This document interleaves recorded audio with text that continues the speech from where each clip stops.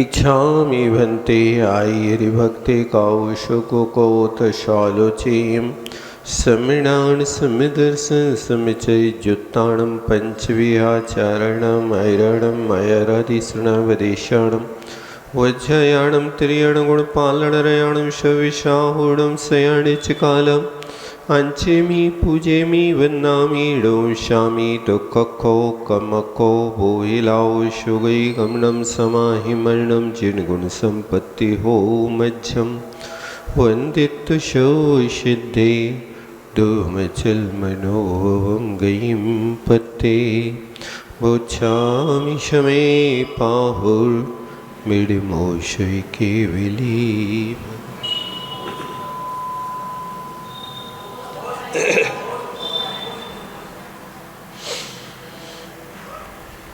यहाँ पर गाथा नंबर 267 के अंतर्गत एक कलश आया है। 171 नंबर का कलश है। वो कलश चूँकि आगे की गाथाओं की भूमिका बताने वाला है, यहाँ पर आचार्य महाराज इस बात को स्पष्ट करना चाहते हैं कि ये आत्मा मिथ्या अभिप्राय से भूला हुआ चारों गति अर्थात चतुर्गति रूप संसार में जितनी अवस्थाएं हैं और जितने पदार्थ हैं, ध्यान देना,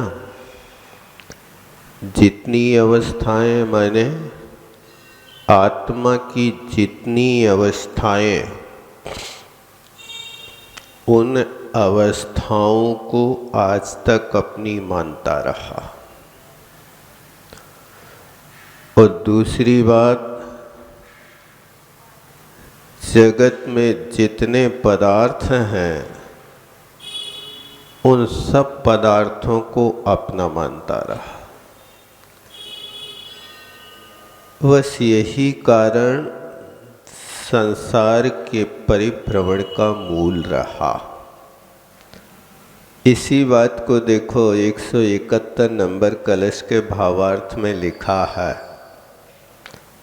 यह आत्मा मिथ्या अभिप्राय से, पृष्ठ नंबर 345 पे नीचे भावार्थ लिखा है। उसमें ही लिखते हैं कि ये आत्मा अभिप्राय विपरीत, उस विपरीत अभिप्राय से भूला हुआ चतुर्गति संसार में, संसार जो है ये चार गति के रूप में होता है। इन चारों गतियों में देखा जाए तो 84 लाख योनियों की व्यवस्था है। इन 84 लाख योनियों में 62 लाख योनियां त्रेंच गति की हैं मात्र।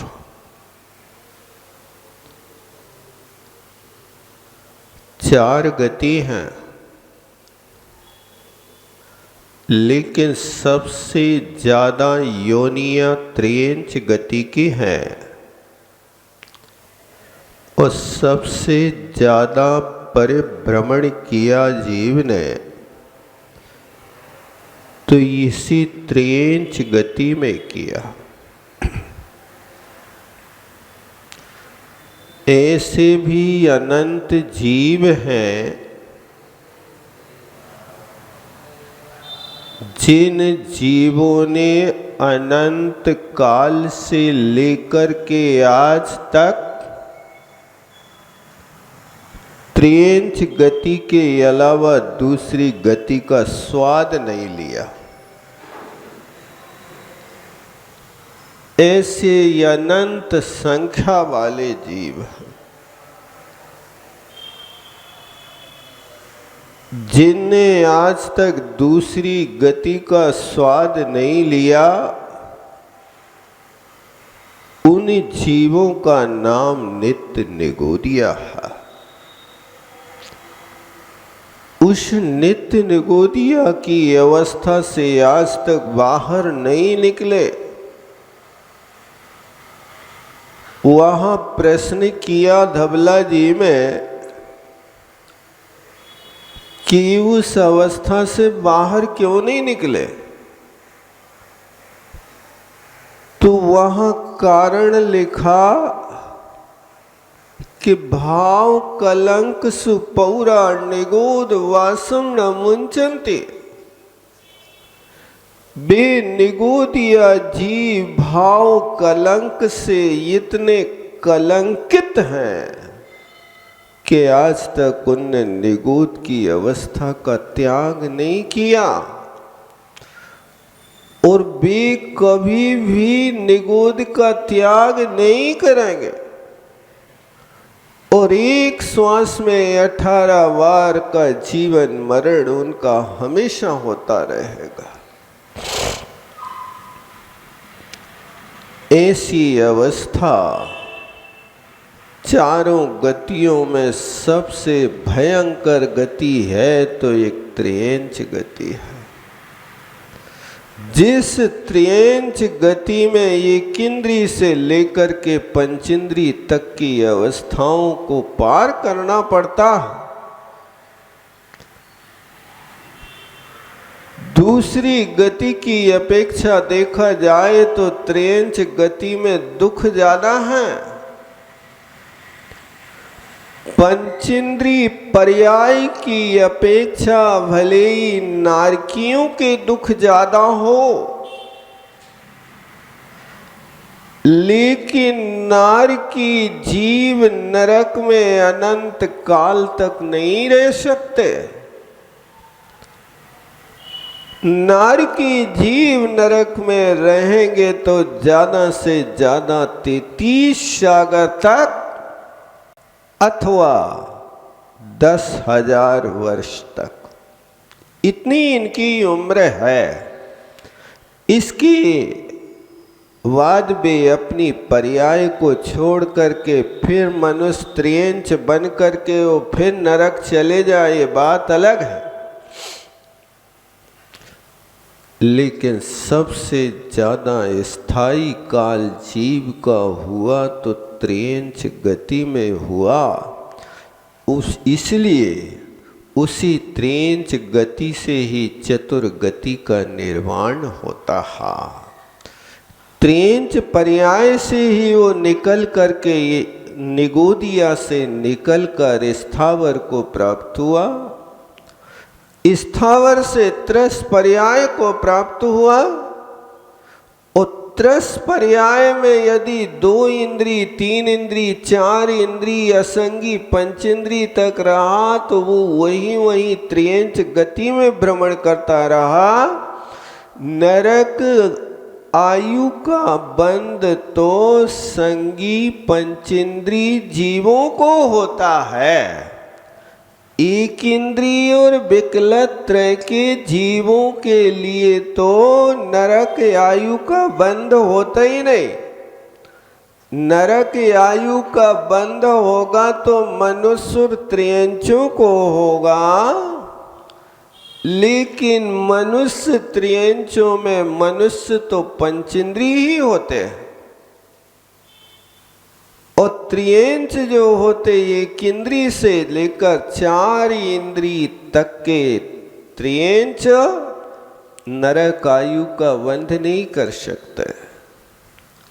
संगी पंचेंद्री अवस्था होगी तो नरक आयु का बंध होगा, अन्यथा नहीं होगा।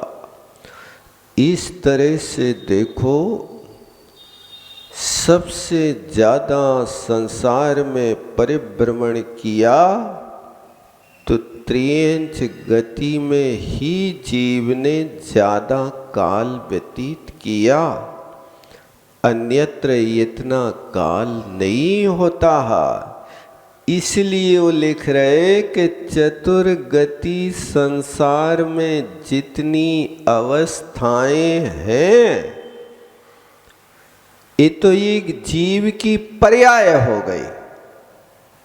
84 लाख योनियां ये जीव की अवस्था हो गई। अब देखो दूसरी बात क्या कह रहे, जितने पदार्थ हैं अब ये पृथकभूत पदार्थ, आत्मा की पर्याय को छोड़ करके जगत में जितने भी स्त्री पुत्र धन धान मित्र आदि जो पदार्थ हैं, उन सारे के सारे पदार्थों को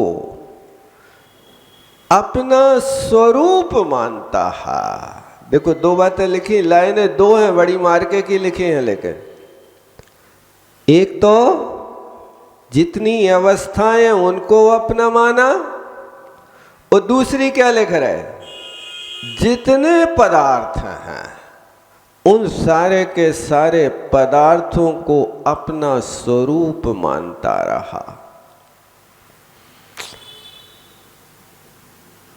इसलिए आज तक अपने शुद्ध स्वरूप को नहीं पहचाना। ये बात 6 ढाला कारण दूसरी ढाल में बहुत स्पष्ट लिखा, चेतन को है उपयोग रूप, विन मूरत चिन मूरत अनूप। पुद्गल नव धर्म अधर्म काल, इन ते न्यारी है जीव चाल। फिर उसके बाद में मैं सुखी, मैं दुखी, मैं रंक, मैं राव, मेरे धन ग्रह गोधन प्रभाव, मेरे सुत तीय, मैं सबल दीन बेरूप सुभग मूरख प्रवीण। जो लिखा ना यहाँ, जितनी अवस्थाएं, ध्यान देना। आप देखो इस पंक्ति को पकड़ो, जो ये यहाँ लिखा कि जितनी अवस्थाएं हैं, तो वो जितनी अवस्था माने जीव कभी सुखी हुआ तो अपने को सुखी मानता रहा, मैं बहुत सुखी हूँ, बहुत सुखी हूँ, देखो मैंने ही ये बाग लगाया, मैं था उसका माली, ये मकान मैंने बनाया, ये बगीचा मैंने बनाया, ये दुकान मैंने बनाई, मैंने सबको बहुत बढ़िया सुखी कर दिया। अब कोई को कोई दुख नहीं है, सब बेटों को, सब नातियों को, सब पोतों को, सब दुनिया भर को मैंने सब मकान खड़े कर दिए, बहुत सुखी हो। थोड़ा सा सही हृदय पे हाथ रख करके तो देखो, सुखी हो कि नहीं हो। ये बाहरी वैभव आत्मा को कभी सुखी नहीं बना सकता, ये तो आकुलता का कारण है। एक आपकी मान्यता है कि मैंने ये सब कर लिया, ये सब मकान दुकान बना दिए, ये सिर्फ आपकी कल्पना है, लेकिन इन सबसे आत्मा का भला कहाँ हुआ। ये सब अवस्थाएं बनाई, इसको तुम सुखी मान रहे, बस यही अपने आप की बहुत बड़ी भूल है। और दुखी है तो किस कारण से दुखी है? सिर में पीड़ा है, बुखार है? नहीं, बेटा मेरे अनुकूल नहीं चल रहा इसलिए दुखी है। पत्नी बरसों से पलंग पर पड़ी है इसलिए दुखी है। बच्चों की दुकान नहीं चल रही है इसलिए दुखी है। उस दुख की अवस्था को वो अपनी अवस्था मान रहा है, इस अवस्था को अपना मान बैठा। इनने तो संक्षेप में लिखा, दौलत राम जी ने वहां अच्छे विस्तार से लिख दिया, मैं सुखी मैं दुखी, मैं राजा मैं रंक। आपको राजा कोई ने बनाया है कि आपने अपने आप को राजा माना है? बताओ, क्या वस्तु है राजा? आप अपने आप को राजा मान तो नहीं बैठे। मैं राजा हूं क्योंकि सारे नगर के लोग मुझे राजा राजा कहते हैं। तो राजा नाम निक्षेप के हो के भाव निक्षेप के? बताओ, काय के हो? दुनिया तुमसे राजा कह रही है और कहे ये राजा झाड़ू लगा। तो एक व्यक्ति का नाम है, इस नाम को तुमने अपनी अवस्था मान रखी, यही तो दुख का कारण है। मैं राजा हूं और मैं रंक हूं, मैं गरीब हूं। ये सारी की सारी अवस्थाओं को वो अपना मान रहा है। मैं मूर्ख हूं, मैं प्रवीण हूं, मैं बहुत सुंदर हूं। कितने सुंदर हो? जे कोई देखो वो ही आंख फाड़ के ही देखता रहता है। अच्छा, सनत कुमार चक्रवर्ती से भी ज्यादा सुंदर हो? देवता लोग देखने आ गए और थोड़ी देर बाद देख के वे ही उदास हो गए। मैं बहुत सुंदर हूं। उदास क्यों हो गए? अभी तुमने हमारा रूप देखा कहाँ है? अभी तो हम धूल धूसरित हैं। यहाँ पर अभी हम कबड्डी खेल के निकले हैं। उस समय देखना जब हम राज की वेश में तुम्हारे सामने खड़े होंगे, तब पता चलेगा और दांतों तले उंगली दबा लोगे। ये रूप के विषय में सोच तो रहे हैं, लेकिन यही सुंदर रूप जिसको देवता देखने आए, उसी सुंदर रूप में जब सफेद दाग निकल आए, 700 बरस तक गलित कुष्ठ जिनके शरीर में हो गया, ऐसे कामदेव जैसे महापुरुषों के पास भी अब कोई खड़ा होने को तैयार नहीं। श्रीपाल को नगर छोड़ के जाना पड़ा, क्योंकि श्रीपाल छोड़ के नहीं जा रहे तो जनता छोड़ छोड़ के नगर जा रही है। क्या हो, कितने रूपवान हो, कितने सुंदर हो। ये सब पुद्गल की अवस्थाएं हैं। जब उस अवस्था को पाता है तो वो अपने आप को इन अवस्थाओं में सुखी दुखी की, अच्छे बुरे की, राजा रंग की, रूपवान निरूपवान की, ये सब कल्पनाएं करता रहता है। लेकिन ये आत्मा के साथ होने वाली शरीर की अवस्थाएं हैं। तुम इस वस्तु को किस तरह से भोग रहे हो, इसको समझने की कोशिश करो। देह धरे को दंड है, सब काहू को होए। ज्ञानी भुगते ज्ञान ते, मूर्ख भुगते रोए। इस शरीर के रखने का दंड हर व्यक्ति को भोगना पड़ रहा है। ज्ञानी शरीर को धारण कर रहा है तो ज्ञान से भोग करता है, और अज्ञानी भोग रहा है तो रो रो करके भोग रहा है। इसलिए लिखा है कि ज्ञानी और अज्ञानी के पास बाहरी अवस्थाएं होती हैं तो वो किस तरह से अपने जीवन का निर्वाह करता है। तो लिखा है कि अज्ञानी के पास ज्ञान हो जाए तो विद्या विवादाय धनम वदाय शक्ति परेशान परिपीडनाय। खलस, खल माने दुर्जन, अज्ञानी। अज्ञानी के पास यदि विद्या है तो विवाद करता है। विद्या का प्रयोग अपने आत्म स्वरूप को साफ करने जानने के लिए प्रयोग नहीं करता।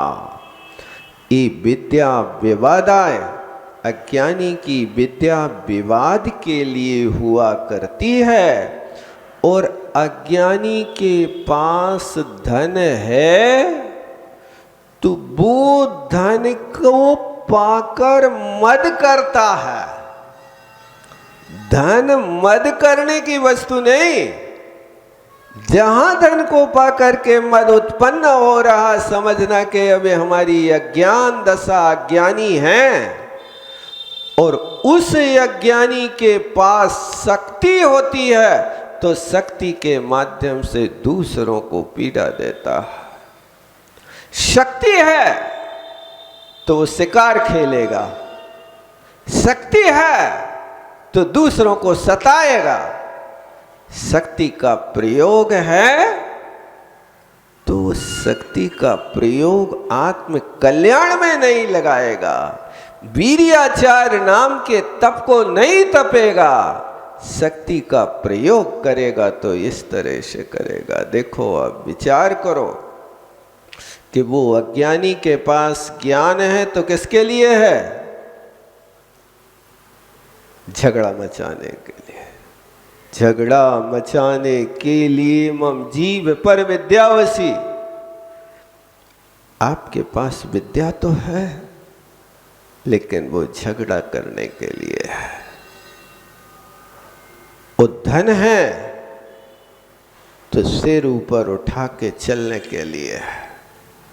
धन है तो दुनिया को प्रदर्शन करने के लिए है। धन है तो आपका उपयोग क्या है आप सोच लो। वो शक्ति है तो शक्ति का प्रयोग हमेशा अज्ञानी करेगा तो दूसरों को दुखी करेगा। लेकिन ज्ञानी पुरुष क्या लिखते हैं कि ज्ञानी के पास यदि विद्या होती है तो ज्ञानाय दानाय च रक्षणाय। ज्ञानी अपनी विद्या का प्रयोग करता है तो ज्ञान का दान देता है, क्योंकि विद्या धनम सर्व धन प्रधानम। सब धनों में यदि कोई प्रधान धन है तो विद्या धन है।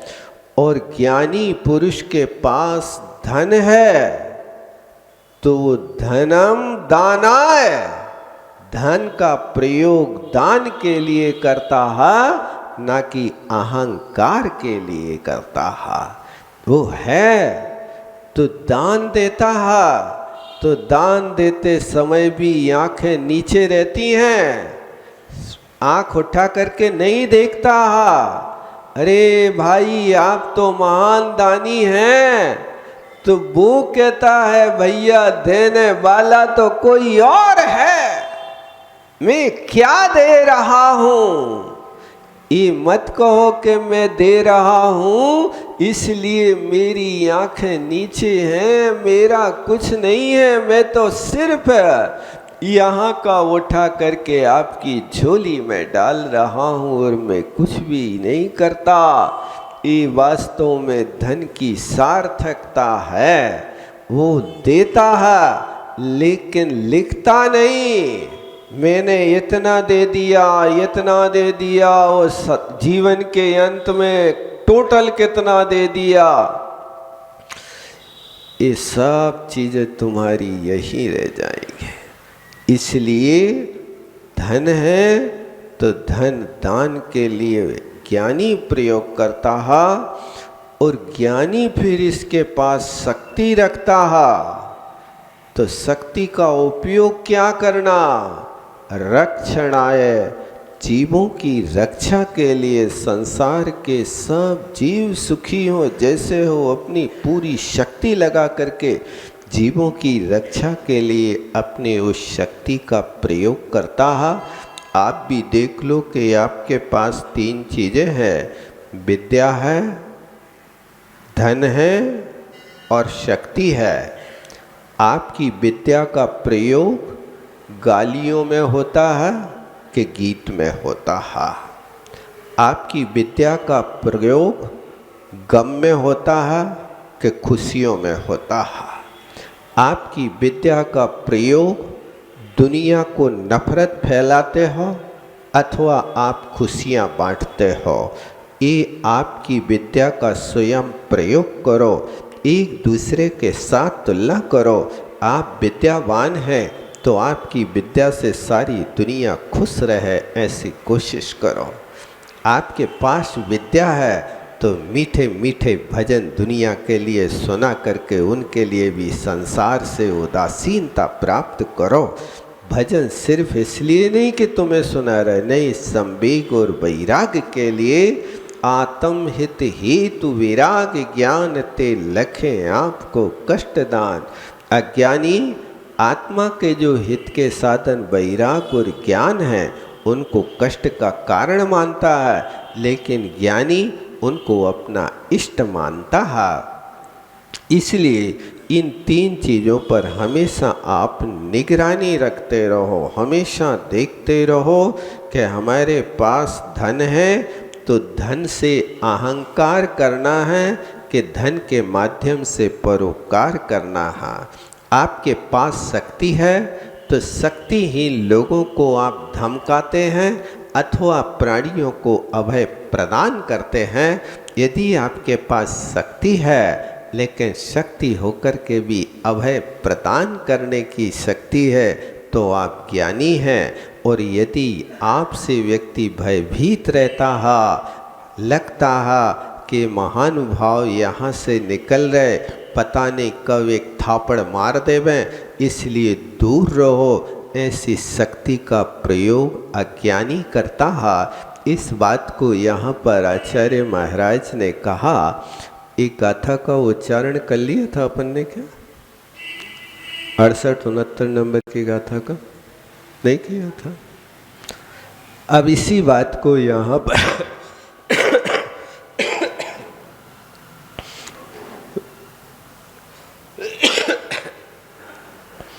इन्हें आचार्य महाराज ने ऊपर का जो कलश है इन्हीं गाथाओं की भूमिका के लिए तैयार किया है।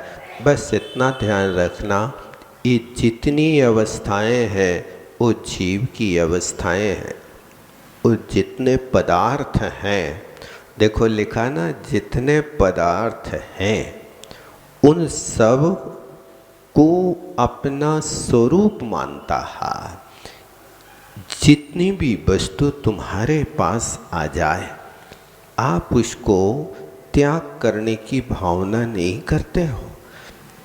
कोई भी, मान लीजिए एक मकान है आपके लिए यहाँ दे दिया गया, इससे गुजारा करो, संतोष हो गया, लेकिन अब दोबारा यदि वो मकान दूसरा व्यक्ति और आगे का दूसरा मकान देता है तो क्या आप कह सकते हैं कि भैया मेरे पास जो प्राप्त है वो पर्याप्त है, अब मुझे आगे नहीं चाहिए, इससे मेरा गुजारा हो रहा है।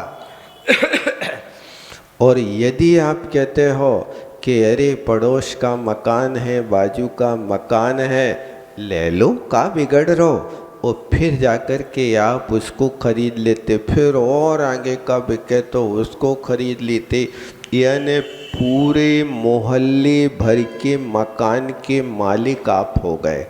ये तो जितने पदार्थ हैं उन सबको अपना मानता जा रहा है।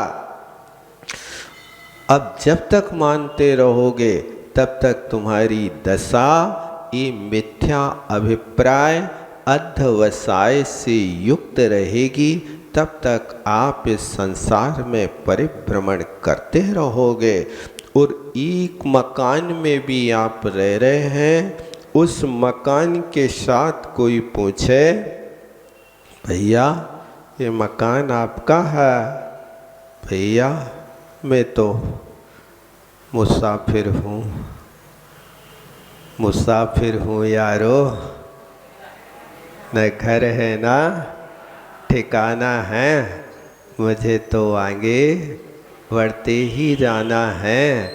ये भावना तुम सीख जाओ कि उस घर को भी नहीं कहो कि ये हमारा है, मैं तो मुसाफिर हूँ। जब तक पुण्य का उदय है तब तक ये ठिकाना है, और पुण्य का उदय पूरा होते ही वो ठिकाने का भी ठिकाना नहीं रहता है। क्योंकि सूर्य के अस्त होते ही लोग दरवाज़ा बंद कर लेते हैं। सूर्य अस्त होते ही लोग दरवाज़ा बंद कर लेते हैं। इसी तरह पुण्य रूपी सूर्य के अस्त होते ही अपने ही लोग अपन को घर के बाहर कर देते हैं। कोई आपको पैर नहीं रखने देता है। जिस अंजना बेटी के विवाह के लिए बाप सालों से चिंतित था, और विवाह होने के बाद वही अंजना बेटी जब ससुराल से बिना सम्मान के आ गई, वो द्वारे पे खड़ी है, तो द्वारे पर खड़ी हुई प्राणों से प्यारी बेटी को भी बाप देखने को तैयार नहीं। कठोर आज्ञा दे रहा है कि नगर में कोई व्यक्ति यदि उसको स्थान देगा तो उसके लिए भी दंडित किया जाएगा, नगर से बाहर कर दो। क्या है ये? जब पुण्य का उदय था तब चिंतित थे कि रावण के साथ विवाह करूं अथवा और भी दुनिया के अच्छे अच्छे राजकुमारों को खोजता था, लेकिन मन नहीं भरता था। अब विवाह हो गया, वो स्वयं की विवाही बेटी द्वार पर खड़ी है, अब द्वार नहीं खुल रहा है। क्या हो गया? सूर्य अस्त हो गया। कब खुलेगा? सूर्योदय होने पर खुलेगा। इसी तरह पुण्य रूपी सूर्य का उदय है तो सारी दुनिया आपको अपना कहती है, मेरे हैं, ये मेरे हैं, ये मेरे हैं। और पुण्य रूपी सूर्य के अस्त होते ही अपने माँ बाप भी कह देते कि हमारे नहीं है। ये तो इस संसार की अवस्था।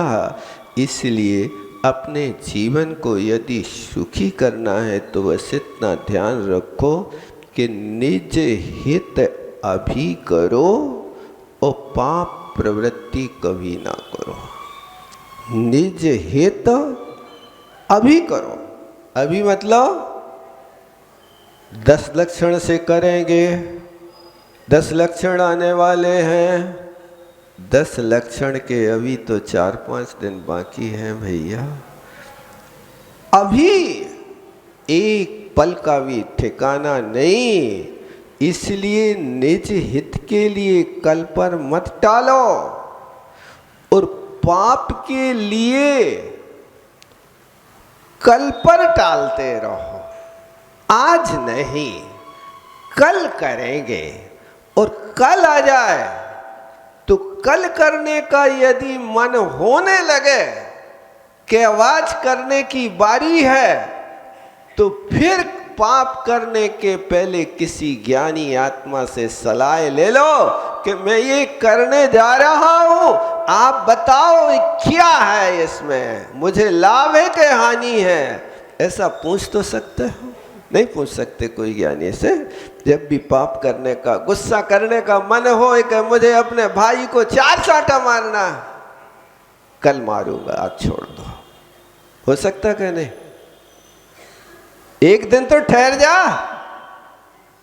और जब कल आ जाए और बिल्कुल हाथ तुम्हारे खोलने लगे कि मार उसके गाल पे चांटा, एक बार ज्ञानी से पूछ लो यार क्या होगा।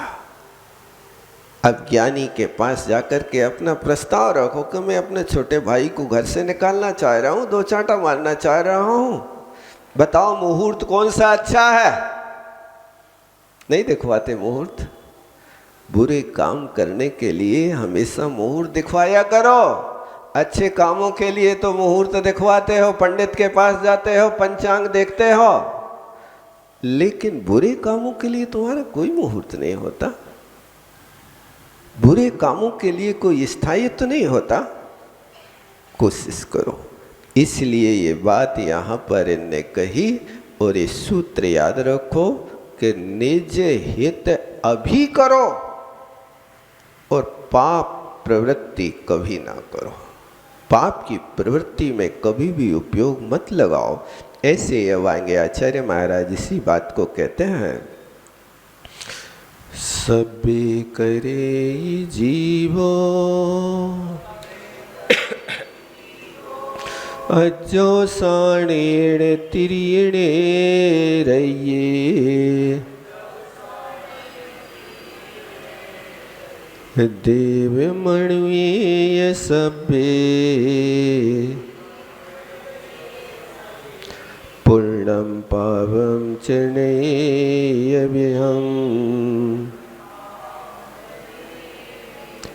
धम्मा धम्मं चितः जीवा जीवे अलोयलोयं च सबे करे जीवो अजो साणेन पाणम्।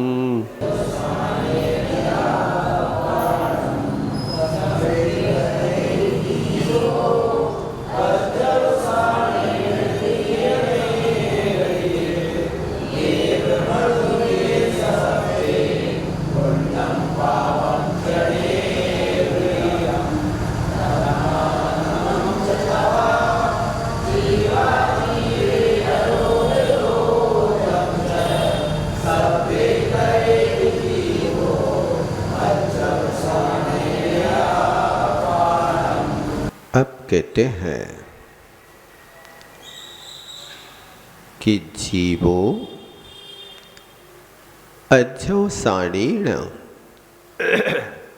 जीव अध्यवसान के कारण सबे सारी की सारी त्रिये नेरये देव मड़ुए सबे पूर्णम पावम च नेव्यहम्। अध्यवसान के द्वारा त्रियेंच और नारकी,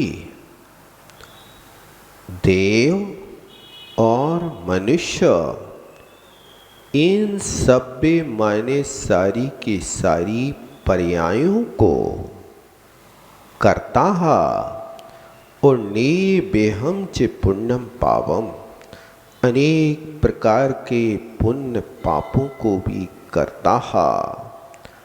तहा धम्मा धम्मम च, उसी प्रकार धर्म अधर्म को, जीव अजीव को, लोक अलोक को, सबे करे अजो साणीणे अपाणम जीवो। जीव इन सारी की सारी अवस्थाओं को अध्यवसान से अपाणम अपने स्वरूप से करता रहता है। यानी कहने का मतलब है कि जीव जैसा भी अध्यवसान करता है, जैसे ही परिणाम करता है, उन परिणामों के माध्यम से इन पर्यायों को प्राप्त करता है। देखो सबसे पहले कौन सी पर्याय लिखी? तिरिये नेरये। त्रियंच और नारकी, इनका बहुतर काल व्यतीत हुआ करता है। त्रियंच गति के दुख भोगता भोगता मरता, तो वो नरक पर्याय को प्राप्त होता। वहां लिखा ना छठाला काल में, अति संक्लेश भाव ते मरो, घोर स्वभ्र सागर में परो। यानी उस त्रियंच अवस्था में अतीव संक्लेश है, अतीव संक्लेश है। संक्लेश के कारण नारकीय त्रियंचों में 8 प्रकार के दुख बताए हैं। छेदन भेदन भूख प्यास, भार वहन हिमया तप त्रास। इसके ऊपर और एक पंक्ति है, यानी 8 प्रकार के दुख हैं कि उस त्रियंच गति में छेदन का, भेदन का, त्रियंच तो हो गए। लोग पालतू पशुओं के कोई कान काटता, कोई पूंछ काटता, कोई सींग काटता, ये छेदन भेदन के उनको बहुत दुख हुआ करते हैं। उनके कष्टों का पार नहीं। ओ भूख प्यास, आप देखो भूख लगी है लेकिन भोजन का ठिकाना नहीं है। अब वो एक रोटी के गिरास को पाने के लिए जिसके द्वार पे जाता, कोई गाली देता, कोई गर्म पानी डाल देता, कोई उसके लिए आग लगा देता, कोई उसको गोली मार देता, ठिकाना नहीं। एक रोटी के गिरास के लिए जिसके द्वारे पर गया, आज तक कोई ने कुत्ते को प्रेम से रोटी नहीं खिलाई है। खिलाई कभी प्रेम से? भैया तुम आए हो, द्वारे पे बैठे हो, तो चलो एक रोटी खा लो प्रेम से। और यदि तुम्हारी बची खुची बासी कुशी सड़ी गली रोटी बची होवे तो उसको यूं फेंक करके डाल देते। हाँ, कौन से उसको तुम सम्मान से खिलाते हो? ये स्थिति। और मैं कहता हूं उस कुत्ते के लिए एक रोटी डाली, उसमें भाई साहब थोड़ा बहुत घी चुपड़ते कभी के नहीं चुपड़ता, थोड़ी बहुत टमाटर के साथ सब्जी दे देते कि नहीं दे देते? कोई मूंग की दाल को पानी दे दो कम से कम, देते कि नहीं देते? ये तो दशा है उनकी, भूख से तड़प रहे हैं। लेकिन भूख से तड़पते हुए जीव को एक रोटी पाने के लिए कितने द्वारों पर उसको ढूंढना पड़ता है, इसका कोई ठिकाना नहीं है। उनके ऊपर भी दया किया करो, ये हमारा धर्म है, हमारा स्वभाव है। ये त्रेंच गति के दुख है। देखो नरक गति के लिए नहीं लिखा, दौलत राम जी ने एक बहुत अच्छा शब्द प्रयोग किया, कोटि जीवते जात ना भने। ये पंक्ति कौन सी गति के दुखों में लिखी पता है तुम लोगों को? त्रियंच गति के दुखों के लिए लिखा, नारकियों के लिए नहीं लिखा। कि त्रियंच गति के दुखों को यदि हम करोड़ जिह्वाओं से भी बखान करें तो कर नहीं सकते। बेचारे वहाँ पर मैं देखता हूँ खिड़की में कबूतर रात को बैठे रहते, घनघोर बारिश है, पानी गिर रहा है, अच्छी साए साए कर हवाएं चल रही हैं, और बेचारे वो एक अंगुल की जगह में पूरी रात खड़े रहते हैं, बैठने को भी जगह नहीं है। आप देखो जगह कहाँ है उनके लिए, क्योंकि आपने खिड़की लगाई, उस खिड़की के किनारे जो एक आधा अंगुल की जगह बची है, कहीं मिल गई भाग्य से, उस पे पूरी रात खड़गासन, पंख नहीं हिला सकते, हिलाए तो उड़ना पड़ता है, स्थान छोड़ना पड़ता है, और रात को तुम खिड़की लगावे जाओ तो बेचारों को भागना पड़ता है, रात नींद खराब होती है। ये क्या उनको कष्ट भोगना। यहाँ थोड़ी सी ठंडी हवा लगती है तो दशा बिगड़ जाती है, पेट फूल जाता, गैस बन जाती है। वे पूरी रात पानी में बैठे हैं, हवा ठंडी लग रही है, खाने का ठिकाना नहीं, और ऊपर से कोई उल्लू और बाज आ जाए सो और खा जाए, बिलैया आ जाए सो वो ही पकड़ के ले जाए। नहीं होता, देखते हैं रोज ही दशा हो रही है। इसलिए त्रेंच गति के दुखों को कहा कोटि जीविते जात ना बने। करोड़ों जिह्वाओं से यदि कहवे बैठ जाए तो भी कोई बखान नहीं कर सकता। ऐसे छेदन के, भेदन के, भूख के और प्यास के पानी का भी तो ठिकाना नहीं कि कहीं उनके लिए चुल्लू भर पानी मिल जाए। पानी आप सुखाते जा रहे, कहीं ठिकाना नहीं। कोई आपके सरोवर ने, नदियाँ सूख गए, आपने बोरिंग का प्रयोग कर लिया, अब बेचारे वो बोरिंग में कैसे अपनी चोंच डाल है बताओ तो। ये भूख के, प्यास के, हिम के या तप के, हिम माने ठंडी है, तुम तो अपने स्वेटर पे स्वेटर डांटते जा रहे हो, सारे द्वार बंद करते जा रहे, यहाँ स्वेटर है, मफलर है और कौन कौन सी चीज है वो सब से ढांकते जा रहे हो। उनके लिए क्या व्यवस्था है बताओ अपने तन को ढकने की।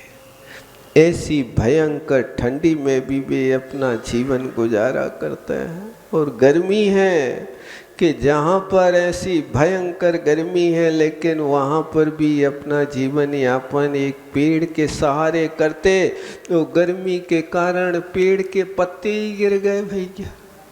जो छाया उनके लिए थी, अब भी बसंत आते ही सारे के सारे पतझड़ हो गई और पेड़ बिल्कुल नंगे हो गए, कछु नहीं बचा। अब भी कैसे अपना जीवन कहाँ छाया पावे।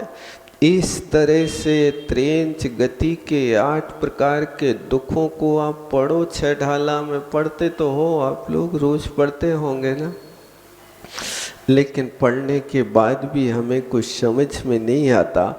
ये त्रेंच गति के दुख, वो त्रेंचों के दुखों को भोगते भोगते अति संक्लेश हुआ, उस संक्लेश से मरा तो नरक आयु का बंद किया और वहाँ जाकर के घोर स्वभ्र सागर में पड़ो। यहाँ त्रेंच गति की पर्याय से छूटे तो वहाँ अब और भयंकर नरक में जाकर के पड़ गए। अब आगे क्या होता उसको आगे देखें।